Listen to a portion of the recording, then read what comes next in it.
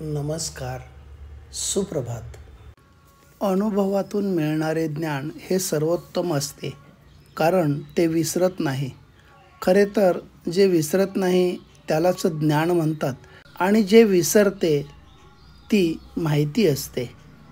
जगात आपल्या असण्याने किंवा नसण्याने फार मोठा फरक पडेल अशा गैरसमजात राहू नये. तसा कोणालाच काहीसा फरक पडत नाही. आपण असलो तर आपल्या परिस्थितीनुसार वापर केला जाईल आणि नसलो तर पर्याय शोधला जाईल.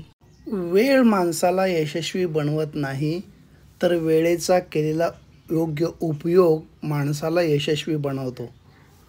शांत राहणं बऱ्याच समस्यांवर औषध असतं, पण जेव्हा मानसन्मान आणि स्वाभिमान यावर वार केला जातो तिथं तोंड उघडणं अत्यंत गरजेचं असतं. आपल्या विचारांची ताकद आपल्याला अनंत शक्यता निर्माण करून देते. मनातले शब्द आणि शब्दातील मौन ऐकण्याची कला साध्य केली की नात्यातला जिव्हाळा आणि जिव्हाळ्याचं नातं दोन्ही जपता येतात. अहंकाराचा वारा बुद्धीला लागला की मानवी आयुष्यात वणवा पेटलाच म्हणून समजा. धन्यवाद.